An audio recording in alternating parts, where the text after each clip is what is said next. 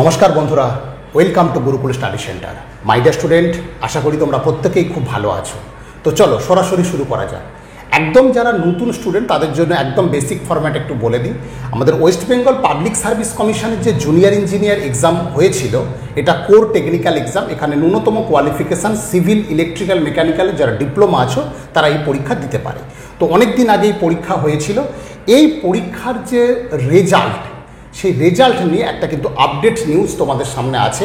Result কিন্তু খুব তাড়াতাড়ি পাবলিশড হতে চলেছে এবং তার যে ভিউয়ার্স 3-4টা আমরা পেয়েছি তার মধ্য থেকে তোমাদের আজকে তুলে ধরছি আমি, যে রেজাল্ট ভেরি সুন, আপকামিং কয়েক দিনের মধ্যেই কিন্তু রেজাল্ট চলে আসছে।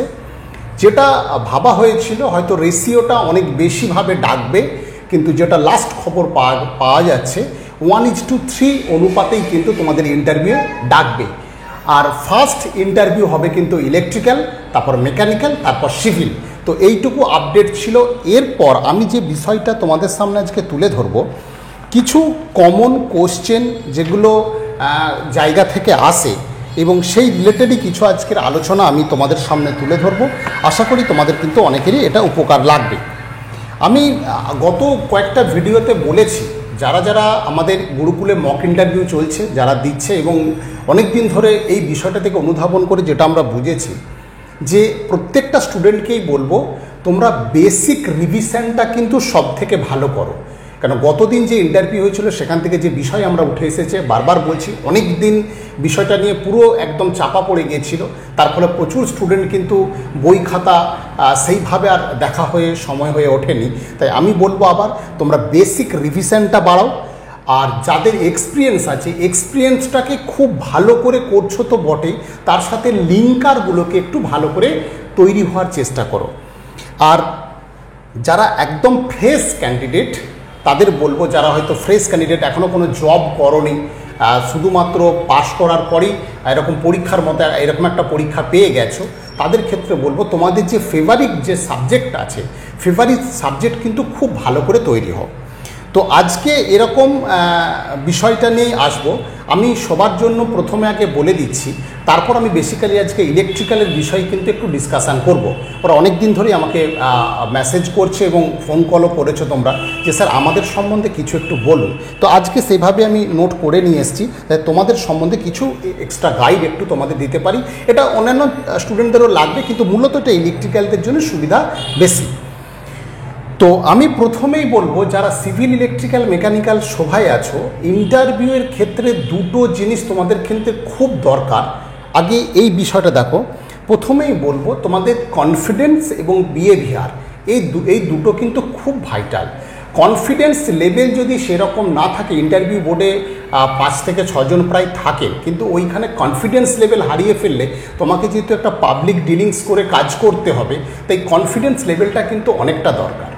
এবং বিহেভিয়ারটা, কোনো স্টুডেন্ট আমি দেখছি ইন্টারভিউয়ের সময় প্রশ্ন না বলতে পারলে চুল ঠিক করছো, কেউ হাতাটা এইভাবে গুটাচ্ছ, কেউ ঘড়িটাকে এইভাবে করছো, এগুলো মানে অটোমেটিক্যালি ব্যবহার করতে করতে এরকম এসে যায়, কিন্তু এগুলো চলবে না ওখানে।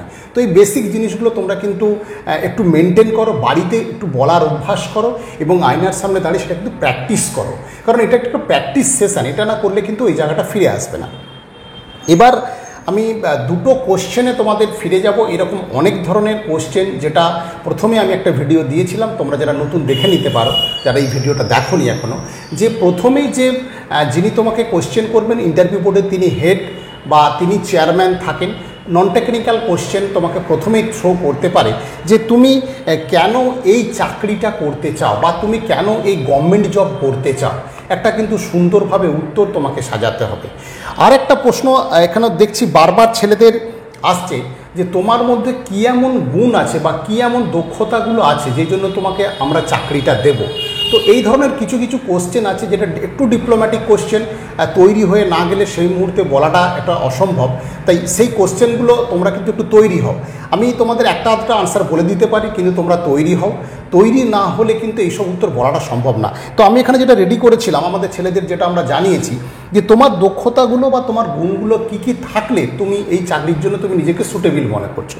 তা তুমি এরকম বলতে পারো যে তোমার যে কোনো পরিবেশে তোমার মানিয়ে নেওয়ার একটা ক্ষমতা আছে, তারপর তুমি বলতে পারো যে আমি সততার সঙ্গে স্যার কাজটা করি। আর এটা তুমি বলতে পারো যে সব কাজে আমি কিন্তু পজিটিভ থাকার চেষ্টা করি। এবার তোমাকে ওখান থেকে ক্রস কোশ্চেন করবে, তো এরকম করে প্রশ্নগুলোকে তুমি যদি সাজিয়ে উত্তর করো, আশা করি তোমার পক্ষে অনেকটা বেটার হবে। তো চলো এবার সরাসরি আমি কিন্তু যে বিষয়টা উল্লেখ আজকে করবো সেটাতে চলে যাচ্ছি। আমরা জানি যে এবারে যে ভ্যাকেন্সি লিস্ট বেরিয়েছে সেখানে 852টা সিভিলের পোস্ট আছে, ইলেকট্রিক্যালের আছে 68টা পোস্ট, মেকানিক্যালের আছে 73টা পোস্ট, 73। 68টা পোস্ট ইলেকট্রিক্যালের অনেকটাই কম পোস্ট। তো সেক্ষেত্রে আমি বলবো তোমাদের এখানে আমি যেটা নির্ধারিত করেছি যে তোমাদের 2016তে তোমাদের পোস্ট ছিল কটা যেন 295টা, ঠিক আছে। 2018তে যেটা 17-র এক্সাম হয়েছিল, 17-র এক্সামে 2018 নভেম্বর মাসে সম্ভবত রেজাল্টটা বেরিয়েছিল। আমাদের যেসব স্টুডেন্ট পেয়েছিল তখনও আমরা এই বিষয়টা উল্লেখ করেছিলাম যে 2018 নভেম্বর মাসে রেজাল্ট বেরিয়েছিল, সেখানে কিন্তু পোস্ট ছিল তোমার 129টা। তো আমরা ভেবেছিলাম 18-র পর একদম যেহেতু এটা 2024 হবে, 2018-রই কাট অফ নিয়ে একটু আলোচনা করে তারপর আমি এই জায়গাটায় ফিরে আসি। তো 2018তে 129টা পোস্ট, সেক্ষেত্রে আমরা ভেবেছিলাম যে 18 থেকে প্রায় 4-5 বছর পর যেহেতু পরীক্ষা হচ্ছে, তাহলে সেই পোস্টটা কিন্তু প্রায় এই কাছাকাছি হওয়ার কথা ছিল। সেক্ষেত্রে কিন্তু আমরা পেলাম মাত্র 68টা পোস্ট। এখন যারা একদম নতুন তাদের জন্য আমি বলছি 2018তে যে কাট অফ ছিল ইলেকট্রিক্যালের, সেই কাট অফটা তুমি তাহলে 129টা পোস্টের জন্য যে কাট অফ হয়েছিল সেই কাট অফে কী ছিল, আউট অফ 300 কাট অফ ছিল। এরপর কিন্তু আমি আসবো যারা ইলেকট্রিক্যাল স্টুডেন্ট তারা কোন কোন সাবজেক্টে জোর দেবে। আমি আমাদের যেসব স্টুডেন্ট গত পিএসসিতে পেয়েছিল তাদের থেকে নির্ধারিত করে যে সিস্টেমটা আমরা যে সাবজেক্টটা সাজি সেটা তোমাদের কাছে আজকে বলে দেবো, তোমরা সেইভাবে কিন্তু তৈরি হও। তো একদম যারা নতুন তাদের দেখে নাও, এবং যারা এটা জানতে না তারাও কিন্তু এটা দেখে নাও যে আমরা 2018 যে আউট অফ 300-এর মধ্যে জেনারেলের যে ইউআর ক্যান্ডিডেট যে লাস্ট যে ক্যান্ডিডেট চাকরি পেয়েছে সে কিন্তু 199.33, মানে লাস্ট যে ক্যান্ডিডেট ছিল তার মার্কস ছিল আউট অফ 300-এর মধ্যে 199.30। ওবিসি এ যে ছিল 116.33, ওবিসি বি ছিল 191.33, আর এসসি ছিল 122.00, আর এসটি ছিল 51.33, ঠিক আছে। এই ছিল 2018-র কাট অফ আউট অফ 300।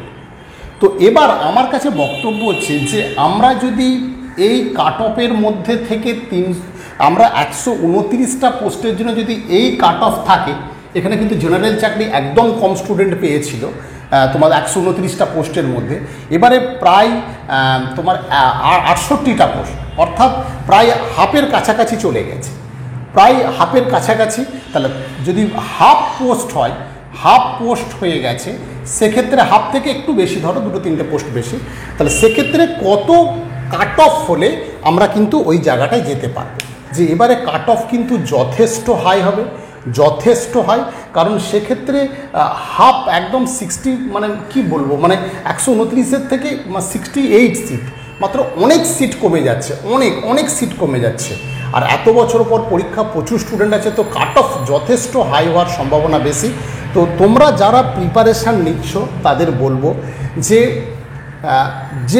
যেভাবে প্রস্তুতি নিচ্ছ, এটা একটা বলে রাখি, এটা আবার একটা কাট অফ 2018-তে প্রচুর স্টুডেন্ট, অর্থাৎ 2053 জন, এখানে 2053 জনকে কিন্তু ডেকেছিল ইন্টারভিউর জন্য মাত্র 129টা পোস্টে, সেখানে কিন্তু অনেক গুণ ডেকেছিল। তার ফলে কিন্তু এখানে কাট অফ সম্ভবত প্রায় 100-র কাছাকাছি ছিল জেনারেলের কাট অফ। তো মূল বিষয় ছিল যারা কাট অফ ক্লিয়ার করবে মনে করছো, যাদের অনেক স্কোর আছে, তারা কিন্তু এখন থেকে দুটো জিনিস তারা করবে। কীরকম? তারা মেনলি মেশিন আর বেসিকটা খুব ভালো করে প্রস্তুতি নাও, কারণ 100 নম্বরের ইন্টারভিউ যথেষ্ট, ইন্টারভিউটা হার্ডার ইন্টারভিউ। তারা মেশিন আর বেসিক এটা খুব ভালো করে তোমাকে প্রস্তুতি নিতে হবে। এবার আমরা দেখেছি ন্যাচারালি কখনো তোমরাও জানো যে যাদবপুর ইউনিভার্সিটি যেসব সুনামধন্য প্রফেসররা আছেন ওনারাই কিন্তু ইন্টারভিউ নিতে যান। তাদের মধ্যে কিন্তু একজন থাকেন ফিল্ড এক্সপিরিয়েন্স যাদের প্রফেসররা যদি সেরকম কেউ বা ফিল্ড এক্সপিরিয়েন্স কোনো যদি ইঞ্জিনিয়ার থেকে থাকেন, তো সেক্ষেত্রে তোমার ক্ষেত্রে কিন্তু ওয়্যারিংটা কিন্তু খুব ভাইটাল। ওয়্যারিংয়ের যাবতীয় যা আছে তুমি খাতা যেভাবে তৈরি করেছো সেই ওয়্যারিংটা কিন্তু সুন্দরভাবে একদম তৈরি করো, এটা একটা কথা। আবার বিভিন্ন ওয়্যারিংয়ের যে টেস্টগুলো, যেমন রেজোন্যান্স টেস্ট যেগুলো আছে, রেজিস্ট্যান্স টেস্ট যেগুলো আছে, তো এগুলো কিন্তু তোমাকে খুব ভালো করে তৈরি করতে হবে, ঠিক আছে। এরপর আসছে যারা তোমার হচ্ছে আর্থিংয়ে যে ধরো নিউ বিল্ডিং তৈরি হলে, নিউ বিল্ডিং মানে একদম বড় যে বিল্ডিং তৈরি হয় সেই বিল্ডিংয়ের ডিটেলস তোমাকে কিন্তু ওখানে এঁকে দেখাতে বলে, কিছু কিছু জিনিস তোমাকে এঁকে দেখাতে হবে সেই জায়গাটা।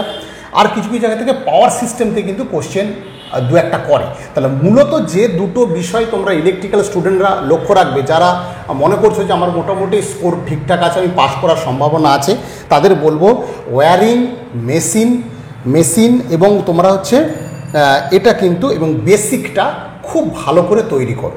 এর সাথে সাথে তোমাদের পাওয়ার সিস্টেমের কিছু কোশ্চেন তোমাদের করতে হবে। যেমন এখানে একটা দেখেছি, একজনকে ধরেছিল আমাদের এক স্টুডেন্টকে, যে ইন্ডাকশান মোটর যেটা আছে, ইন্ডাকশান মোটরের ডায়াগ্রাম তোমাকে করতে বলেছিল। তাই এই ধরনের কোশ্চেন তোমরা কিন্তু সম্মুখীন হবে, এই জায়গাগুলো কিন্তু ভালো করে পড়ো। এর সাথে সাথে আমি যেটা বলবো, যারা বিটেক করেছিলে এবং যারা ডিপ্লোমা করেছিলে, যারা প্রজেক্ট করেছিলে, তোমাদের প্রজেক্টটা কিন্তু অবশ্যই একটু ভালো করে দেখে যেও, যে প্রজেক্টগুলো করেছিলে, ঠিক আছে। তো আজকে এই পর্যন্ত ছিল বিষয়। খুব তাড়াতাড়ি রেজাল্ট বেরোচ্ছে, সবাই তৈরি হয়ে যাও। ইলেকট্রিক্যালতে যেহেতু ইন্টারভিউ ফাস্ট হওয়ার চান্স বেশি এবং সেরকমই একটা তথ্য পাওয়া গেছে, তাই তোমরা কিন্তু এখন একদম সুন্দরভাবে তৈরি করো। আর লাস্ট আমি বলবো, যদি কারো মনে হয় যে গুরুকুলে মক ইন্টারভিউ তোমরা দেবে, গুরুকুলের মক ইন্টারভিউয়ের আমাদের ডেট হচ্ছে আগামী শনিবার, এই সামনের শনিবার, অর্থাৎ আজকে মঙ্গলবার, এই যে সামনের শনিবার আমাদের 11টা থেকে এখানে ইন্টারভিউ হবে। অনেকে তোমরা হোয়াটসঅ্যাপ করেছো, আমি সেই হোয়াটসঅ্যাপের উত্তর যথাযথ সময়ে দিয়ে দেবো। ইন্টারভিউ তোমরা যদি করাতে চাও, এই যে নম্বর আছে 9874074233, এই নম্বরে তোমরা ফোন বা হোয়াটসঅ্যাপ করে তোমরা কথা বলতে পারো, ঠিক আছে। আজকে এ পর্যন্তই। প্রত্যেকে ভালো থেকে এবং ভালো করে প্রস্তুতিটা শুরু করে দাও।